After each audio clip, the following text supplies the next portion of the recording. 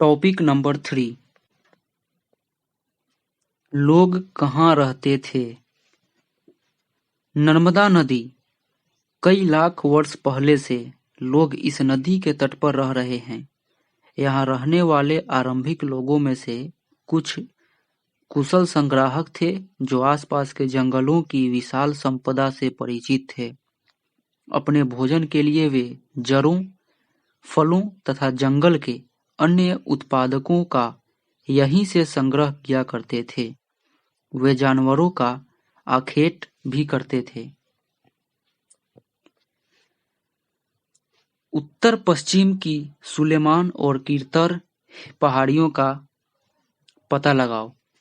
इसी क्षेत्र में कुछ ऐसे स्थान हैं जहां लगभग 8000 वर्ष पूर्व स्त्री पुरुषों ने सबसे पहले गेहूं तथा जौ जैसी फसलों को उपजाना आरंभ किया। उन्होंने भेड़, बकरी और गाय बैल जैसे पशुओं को पालतू बनाना शुरू किया। ये लोग गांवों में रहते थे। उत्तर पूर्व में गारो तथा मध्य भारत में विंध्य पहाड़ियों का पता लगाओ। ये कुछ अन्य ऐसे क्षेत्र थे जहां कृषि का विकास हुआ। जहां सबसे पहले चावल उपजाया गया, वे स्थान विंध्य के उत्तर में स्थित थे।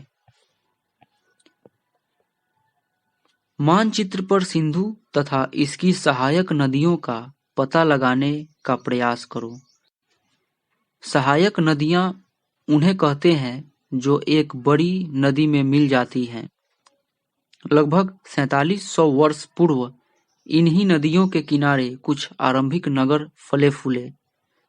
गंगा व इसकी सहायता नदियों के किनारे तथा समुद्र तटवर्ती इलाकों में नगरों का विकास लगभग 2500 वर्ष पूर्व हुआ। गंगा तथा इसकी सहायक नदी सोन का पता लगाओ। गंगा के दक्षिण में इन नदियों के आसपास का क्षेत्र प्राचीन काल में मगध, वर्तमान बिहार में नाम से जाना जाता था। इसके शासक बहुत शक्तिशाली थे और उन्होंने एक विशाल राज्य स्थापित किया था। देश के अन्य हिस्सों में भी ऐसे राज्यों की स्थापना की गई।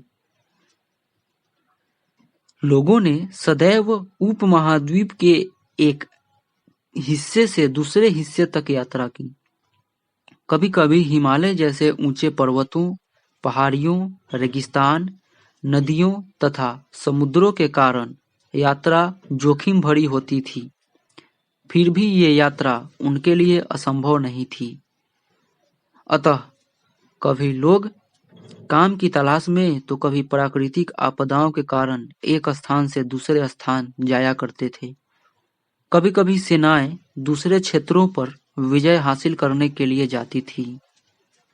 इसके अतिरिक्त व्यापारी कभी काफिले में तो कभी जहाजों में अपने साथ मूल्यवान वस्तुएं लेकर एक स्थान से दूसरे स्थान तक जाते रहते थे।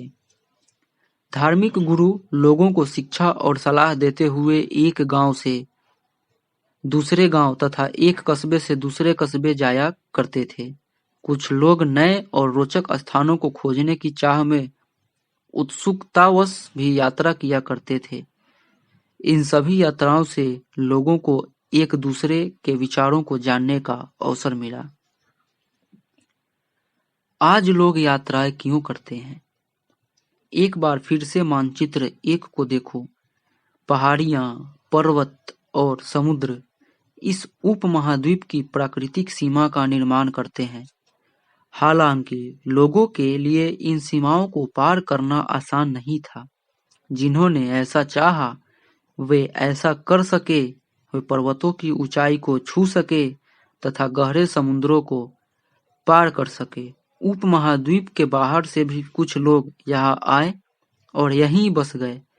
लोगों के इस आवागमन ने हमारी सांस्कृतिक परंपराओं को समृद्ध किया। कई सौ वर्षों से लोग पत्थर को तराशने, संगीत रचने और यहाँ तक कि भोजन बनाने के नए तरीकों के बारे में एक दूसरे के विचारों को अपनाते रहे हैं। देश के नाम।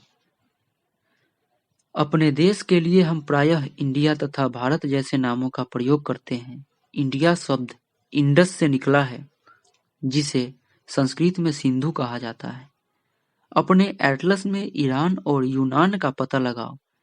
लगभग 2500 वर्ष पूर्व उत्तर पश्चिम की ओर से आने वाले ईरानियों और यूनानियों ने सिंधु को हिंदोस तथा इंदोस और इस नदी के पूर्व में स्थित भूमि प्रदेश को इंडिया कहा। भारत नाम का प्रयोग उत्तर पश्चिम में रहने वाले लोगों के एक समूह के लिए किया जाता था। इस समूह का उल्लेख संस्कृत की आरंभिक लगभग 3500 वर्ष पुरानी कृति ऋग्वेद में भी मिलता है। बाद में इसका प्रयोग देश के लिए होने लगा। अतीत के बारे में कैसे जानें? अतीत की जानकारी हम कई तरह से प्राप्त कर सकते हैं। इनमें से एक तरीका अतीत में लिखी गई पुस्तकों को ढूंढना और पढ़ना है। ये पुस्तकें हाथ से लिखी होने के कारण पांडुलिपि कही जाती हैं। अंग्रेजी में पांडुलिपि के लिए प्रयुक्त होने वाला मैन्युस्क्रिप्ट शब्द लैटिन शब्द मेन्यू, जिसका अर्थ हाथ है, से निकला है। ये पांडुलिपियां प्रायः ताड़पत्रों अथवा हिमालय क्षेत्र में उगने वाले भुर्ज नामक पेड़ छाल से विशेष तरीके से तैयार भोजपत्र पर लिखी मिलती हैं। इतने वर्षों में इनमें से कई पांडुलिपियों को कीड़ों ने खा लिया तथा कुछ नष्ट कर दी गई। फिर भी ऐसी कई पांडुलिपियां आज भी उपलब्ध हैं। प्रायः ये पांडुलिपियां मंदिरों और विहारों में प्राप्त होती हैं। इन पुस्तकों में धार्मिक मान्यताओं व व्यवहारों, राजाओं के जीवन, औषधि तथा विज्ञान आदि सभी प्रकार के विषयों की चर्चा मिलती है। इनके अतिरिक्त हमारे यहाँ महाकाव्य, कविताएं तथा नाटक भी हैं। इनमें से कई संस्कृत में लिखे हुए मिलते हैं, जबकि अन्य प्राकृत और तमिल में हैं। प्राकृत भाषा का प्रयोग आम लोग करते थे। हम अभिलेखों का भी अध्ययन कर सकते हैं। ऐसे लेख पत्थर पर अथवा धातु जैसी अपेक्षाकृत कठोर सतहों पर उत्कीर्ण किए गए मिलते हैं। कभी कभी शासक अथवा अन्य लोग अपने आदेशों को इस तरह उत्कीर्ण करवाते थे ताकि लोग उन्हें देख सकें, पढ़ सकें तथा उनका पालन कर सकें। कुछ अन्य प्रकार के अभिलेख भी मिलते हैं जिनमें राजाओं तथा रानियों सहित अन्य स्त्री पुरुषों ने भी अपने कार्यों के विवरण उत्कीर्ण करवाए हैं। उदाहरण के लिए प्रायः शासक लड़ाइयों में अर्जित विजयों का लेखा जोखा करते थे। क्या तुम बता सकती हो कि कठोर सतह पर लेख लिखवाने के क्या लाभ थे? ऐसा करवाने में क्या क्या कठिनाइयां आती थीं? इसके अतिरिक्त अन्य कई वस्तुएं अतीत में बनी और प्रयोग में लाई जाती थीं। ऐसी वस्तुओं का अध्ययन करने वाला व्यक्ति पुरातत्वविद कहलाता है। पुरातत्वविद पत्थर और ईंट से बनी इमारतों के अवशेषों, चित्रों तथा मूर्तियों का अध्ययन करते हैं। वे औजारों, हथियारों, बर्तनों, आभूषणों तथा सिक्कों की प्राप्ति के लिए छानबीन तथा खुदाई भी करते हैं। इनमें से कुछ वस्तुएं पत्थर, पक्की मिट्टी तथा कुछ धातु की बनी हो सकती हैं। ऐसे तत्व कठोर तथा जल्दी नष्ट न होने वाले होते हैं। पुरातत्वविद जानवरों, चिड़ियों तथा मछलियों की हड्डियां भी ढूंढते हैं। इससे उन्हें यह जानने में भी मदद मिलती है कि अतीत में लोग क्या खाते थे। वनस्पतियों के अवशेष बहुत मुश्किल से बच पाते हैं। यदि अन्न के दाने अथवा लकड़ी के टुकड़े जल जाते हैं तो वे जले हुए रूप में बचे रहते हैं। क्या पुरातत्वविदों को बहुधा कपड़ों के अवशेष मिलते होंगे? पांडुलिपियों, अभिलेखों तथा पुरातत्व से ज्ञात जानकारियों के लिए इतिहासकार प्रायः स्रोत शब्द का प्रयोग करते हैं। इतिहासकार उन्हें कहते हैं जो अतीत का अध्ययन करते हैं। स्रोत के प्राप्त होते ही अतीत के बारे में पढ़ना बहुत रोचक हो जाता है, क्योंकि इन स्रोतों की सहायता से हम धीरे धीरे अतीत का पुनर्निर्माण करते जाते हैं। अतः इतिहासकार तथा पुरातत्वविद उन जासूसों की तरह हैं जो इन सभी स्रोतों का प्रयोग सुराग के रूप में कर अतीत को जानने का प्रयास करते हैं। अतीत एक या अनेक? क्या तुमने इस पुस्तक के शीर्ष हमारे अतीत पर ध्यान दिया है? यहाँ अतीत शब्द का प्रयोग बहुवचन के रूप में किया गया है। ऐसा इस तथ्य की ओर ध्यान दिलाने के लिए किया गया है कि अलग-अलग समूह के लोगों के लिए इस अतीत के अलग-अलग मायने थे। उदाहरण के लिए पशुपालकों अथवा कृषकों का जीवन राजाओं तथा रानियों के जीवन से तथा व्यापारियों का जीवन शिल्पकारों के जीवन से बहुत भिन्न था। जैसा कि हम आज भी देखते हैं, उस समय भी देश के अलग-अलग हिस्सों में लोग अलग-अलग व्यवहारों और रीति रिवाजों का पालन करते थे। उदाहरण के लिए आज अंडमान द्वीप के अधिकांश लोग अपना भोजन मछलियां पकड़कर, शिकार करके तथा फल फूल के संग्रह द्वारा प्राप्त करते हैं। इसके विपरीत शहरों में रहने वाले लोग खाद्य आपूर्ति के लिए अन्य व्यक्तियों पर निर्भर करते हैं। इस तरह के भेद अतीत में भी विद्यमान थे। इसके अतिरिक्त एक अन्य तरह का भेद है। उस समय शासक अपनी विजयों का लेखा जोखा करते रहते थे। यही कारण है कि हम उन शासकों तथा उनके द्वारा लड़ी जाने वाली लड़ाइयों के बारे में काफी कुछ जानते हैं, जबकि शिकारी, मछुआरे, संग्राहक, कृषक अथवा पशुपालक जैसे आम आदमी प्रायः अपने कार्यों का लेखा जोखा नहीं रखते थे। पुरातत्व की सहायता से हमें उनके जीवन को जानने में मदद मिलती है। हालांकि अभी भी इनके बारे में बहुत कुछ जानना शेष है। तिथियों का मतलब। अगर कोई तुमसे तिथि के विषय में पूछे तो तुम शायद उस दिन की तारीख, माह, वर्ष जैसे कि 2000 या इसी तरह का कोई और वर्ष बताओगे। वर्ष की यह गणना ईसाई धर्म प्रवर्तक ईसा मसीह के जन्म की तिथि से की जाती है। अतः 2000 वर्ष कहने का तात्पर्य ईसा मसीह के जन्म के 2000 वर्ष के बाद से है। ईसा मसीह के जन्म के पूर्व की सभी तिथियां ईसा पूर्व, ईसा से पहले के रूप में जानी जाती हैं। इस पुस्तक में हम 2000 को अपना आरंभिक बिंदु मानते हुए वर्तमान से पूर्व की तिथियों का उल्लेख करेंगे। इतिहास और तिथियां।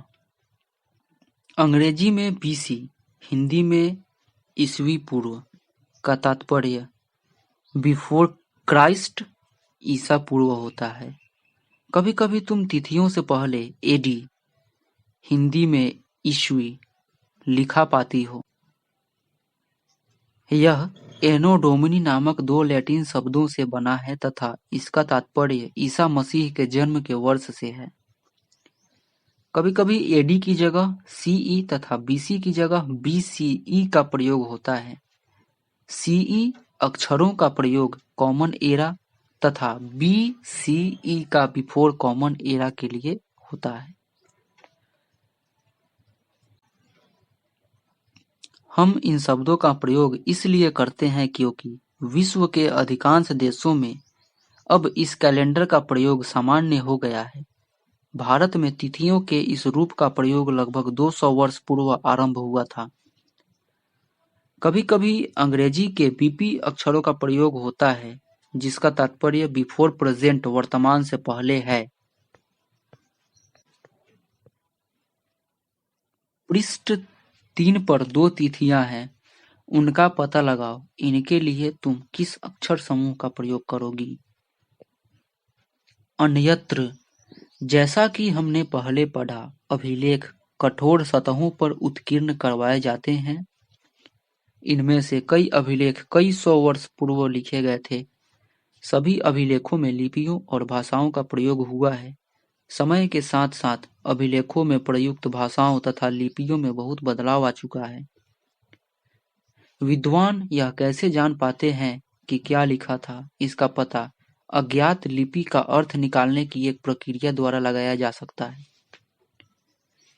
इस प्रकार से अज्ञात लिपि को जानने की एक प्रसिद्ध कहानी उत्तरी अफ्रीकी देश मिस्र से मिलती है। लगभग 5000 वर्ष पूर्व यहाँ राजा रानी रहते थे। मिस्र के उत्तरी तट पर रोसेट्टा नाम का एक कस्बा है। यहाँ से एक ऐसा उत्कीर्णित पत्थर मिला है जिस पर एक ही लेख 3 भिन्न भिन्न भाषाओं तथा लिपियों, यूनानी तथा मिस्री लिपि के 2 प्रकार में है। कुछ विद्वान यूनानी भाषा पढ़ सकते थे। उन्होंने बताया कि यहाँ राजाओं तथा रानियों के नाम एक छोटे से फ्रेम में दिखाए गए हैं।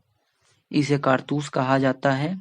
इसके बाद विद्वानों ने यूनानी तथा मिस्री संकेतों को अगल-बगल रखते हुए मिस्री अक्षरों की समानार्थक ध्वनियों की पहचान की। जैसा कि तुम देख सकते हो, यहाँ एल अक्षर के लिए शेर तथा ए अक्षर के लिए चिड़िया के चित्र बने हैं। एक बार जब उन्होंने यह जान लिया कि विभिन्न अक्षर किनके लिए प्रयुक्त हुए हैं, तो वे आसानी से अन्य अभिलेखों को पढ़ सकते थे।